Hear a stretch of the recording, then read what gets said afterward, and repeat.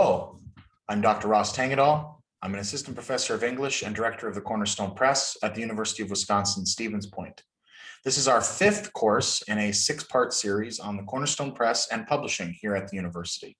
Today, we're going to be talking about marketing and sales with specific emphasis on our different marketing techniques, ways in which our student staff get out into the community and help propel sales of our books, but then also how we utilize authors when they do events and festivals and conferences to help sell our books to a greater audience. So with that, I will share my screen and we'll get going.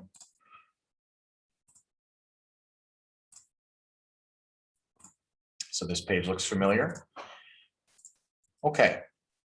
So now that we're into the marketing and sales, which is promoting and selling the book once printing has taken place, we have now left this little back and forth between the author and the publisher completely. And we are now out into here. Booksellers, readers, which is purchasers, borrowers, clubs, and libraries, booksellers, wholesaler, retailer, peddler, and binder. Peddler and binder are from a bygone era. But again, all of the different factors in the middle are still influencing the process, publishers' needs and authors' continued artistic growth. And so the ... is now officially, because the book is out there, it's going to start influencing the author in terms of reviews. As after all, critics are readers, and therefore when they publish a review, an author is probably going to read that and determine if it has value or not. The key today, though, is how does a publisher like us, very small, sort of get out into the community? How do we move our books into a larger area? So with that, the big thing in working with marketing, I've got a few comments here from a textbook that I use by Marshall Lee called Bookmaking. It's one of the standard texts in the field. He's got some really interesting things to say about books that really help my students understand the complexity and combination of art and business that books really are. And really what I want you all to know is that books are a combination of art and commerce. And that is really, to me, a very fascinating piece of bookmaking. So first, publishing is a business. Let me say that one more time. Publishing is a business, and the object of a business is to make a profit. Even when a publisher does take a book that has no profit potential, but brings prestige to the house, there's usually a long-range commercial purpose behind the decision. Prestige attracts good writers, and good writers can bring profits. Almost without exception, the decision to publish is based on an expectation of, or at least a hope for, profit in the short term. Books usually make the most profit in the first 2 to 3 months of their release. Now, ours is a little bit different because ours comes from a small press and we grow slowly. We tend to have sort of pickup when it comes to course texts or authors events that happen throughout the year. So there's pockets of time where our books start to sell differently. But for the most part, the first 6 months of a book's life is when it will generate the most sales. Now that is historical over time. So what does that mean for us? Well, we decided to stop putting out just one book a year, which has just that one window, and start putting out 5 to 8 books a year, which has lots of windows. The more windows you create, as long as you can afford the publication of those texts, it offers you many more opportunities for sales and outreach. The more texts you put out that are of a high quality, you're not only going to get more readers to purchase your books, but another motive is to attract more and better writers to your press. And that is another reason why we push marketing the way we do. Yet, Marshall Lee says, book publishing is one of a few industries that are intermediaries between the public and its culture. So there's an implicit responsibility to act in the public interest. Publishers, more than other business people, are expected to allow considerations of quality to influence their decisions. I always use the example of toothpaste. So there was a time when toothpaste wasn't used, it wasn't utilized. All of a sudden, marketing kind of created a need for toothpaste. So now people use toothpaste when they brush their teeth. However, there's nothing cultural about toothpaste. There's a lot cultural about books and writers and stories and the way that we interact with each other. And so quality has to come into the decisions. It's not a purely business-driven model. There has to be issues of quality, issues of art, issues of culture, which again is why this complex combination of art and commerce make the book industry so interesting. Then finally, the way to help sales is to make the best book possible.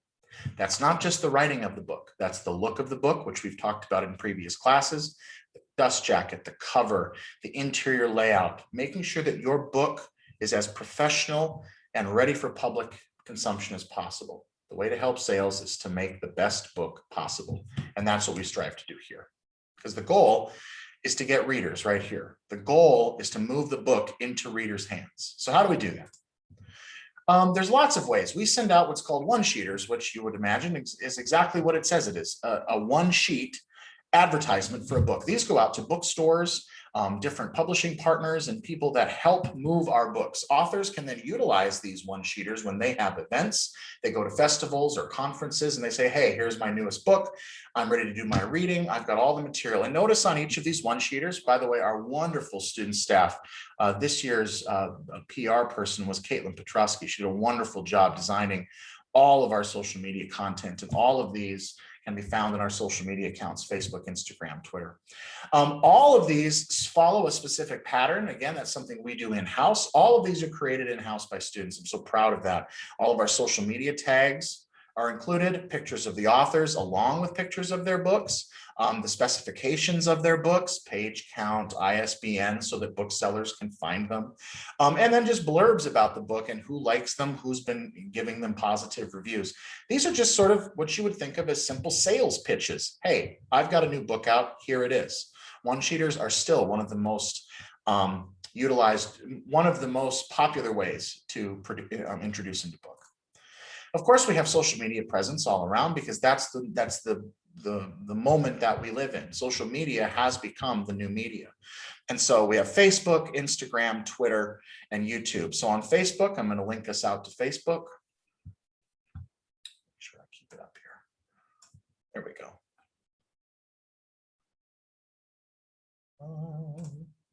Let's do it this way. So you'll see here that a lot of our material, which you can follow us here at UWSP Cornerstone Press, which we're a publisher, it just has lots of announcements. Our new books are out. We have interviews and pieces going out in journals and magazines about our authors. Milwaukee Journal Sentinel recently listed Peggy Rosga's Holding Myself Together as one of the top 40 summer reads this year. Just lots of opportunities for us to engage with our readers, prepare readers for launches. We have, of course, book launch events that put our books out into the world. We have videos and different pieces of art, again, that were all created by students. So it's very exciting that students get to do this for us. Instagram, of course, is going to be similar. For those that utilize Facebook and Instagram on a more regular basis. Again, it's more visual, even more so than Facebook. Lots and lots of content about our staff. They do nice staff interviews. Again, Caitlin Petrosky did just a wonderful job this year. All of the different holidays that come up, different pre-sales and promotions. I mean, this is just a treasure trove of interacting with the public via social media, something that we're very proud of and that we will continue to develop. But any writer worth their salt needs to learn how to engage this way once their book comes out. It's just the nature of the business right now. And so we continue to try to grow this following. Again, feel free to follow us on Instagram and Facebook for more information. And then a little bit, I won't link out to Twitter, but Twitter has similar outreach potential. It's a little bit, again, because Twitter is smaller in terms of how much content you can stick into a tweet. It's a little less, it works less so for us than Facebook and Instagram. Those two social media accounts are really helping us a lot. And then YouTube also, though, we have a new podcast that's been going out since last year, and all of our podcast episodes are available on our YouTube channel. And again, these are just things that we continue to grow. So as long as we keep building this sort of social media structure around our books, growth can only happen from there. You will notice that there are different views. Our first episode's been viewed the most. As people find it, they're going to view it. But we're going to continue to develop these podcasts so that more and more people can understand who we are, what we do, and why we do it. So those are our social media presences. Again, Facebook, Instagram, and YouTube are the most pervasive, Twitter less so, but still it's imperative in this day and age that we utilize Facebook. This is not even counting authors utilizing their own Facebook pages, Instagram pages, and whatnot. So always linking and finding ways to do that. Of course, we do have traditional media, good old-fashioned newspapers. We send in press releases to the university, who the great team over there at University Communication and Marketing sends out our information and our stories to the local newspapers. We have from the Wausau Pilot Review, from Stevens Point News, and then of course one of my favorites is when the Wisconsin People and Ideas, which is a great magazine here in the state, decided to run a piece on us called Publishing the Midwest at Cornerstone Press, something that we were really proud of. Had pictures and really helped us get a foot in the door when it came to the state. Who are we? What are we doing? Why do we do it here at UWSP? And it was a really fun piece to work on. So that was really great. And of course, these are just more traditional news releases, which you'll see. But again, we have students write all of our news releases. So there's a template to follow. UCM helps us out a lot over at Communications and Marketing in the university, helps us with all of our templates and gets everything set up. But it's very important that students write the drafts of these press releases. And so again, students are all over this. And that's the whole point, is teaching them that there are so many parts to a publishing house and to putting out a book, that all the parts need to be given equal treatment. And yet again, traditional media still gets that equal treatment, even in the age of social media. So finally here, just selling books, just a few list items. There's different markets. So the trade market is booksellers and academic. So an academic bookstore, such as the UWSP store and text rental, some of our books are used in classes. And so therefore we sell to them at a certain rate. Then there's traditional trade booksellers. We give what's called a 40% discount to the trade. You can see the numbers there, how that sort of works out. The reason we do that is we want to support booksellers as they sell our books.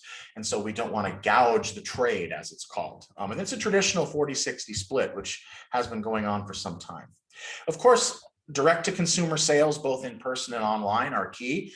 Pre-pandemic, our students would run various sales all around campus and sometimes off campus in person and help sell books that way, direct-to-consumer. But really, since the pandemic, the majority of our sales have been online direct-to-consumer sales. But through Amazon and the Cornerstone Press website, we are able to facilitate those sales. And again, we get so much assistance from IT here at the university, from the financial operations office.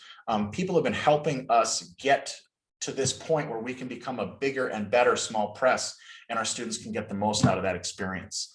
Of course, there's promotions and discounts that we provide our authors. We give our authors a 40% discount on all titles. Booksellers get specific promotions, so not just the discount to the trade, but depending on where the bookstore is, maybe there's extra assistance we can provide if there's going to be an author reading, if it's a local author, or if it's a local store that one of our authors wants to utilize. There's always opportunities for promotions that we can do.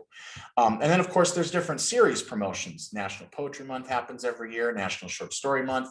Our burgeoning nonfiction series is probably going to necessitate a promotion for nonfiction. So we're always keeping our students attuned to those different ways that you can promote your work further. And then, of course, a key for us is author events and sales, readings, workshops, festivals, and conferences.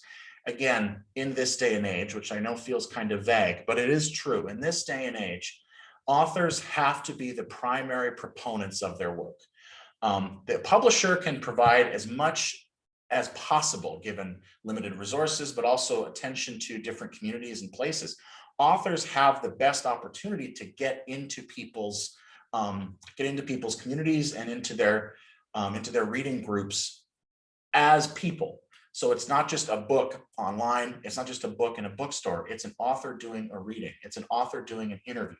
These types of personal contacts are what make a small press like ours viable in this day and age, because you think of the big wigs like Stephen King, they still do events, but it's just different. There's large advances that are provided to writers. We don't provide advances. We don't have that kind of budget. And a lot of small presses don't provide sort of advances against royalties.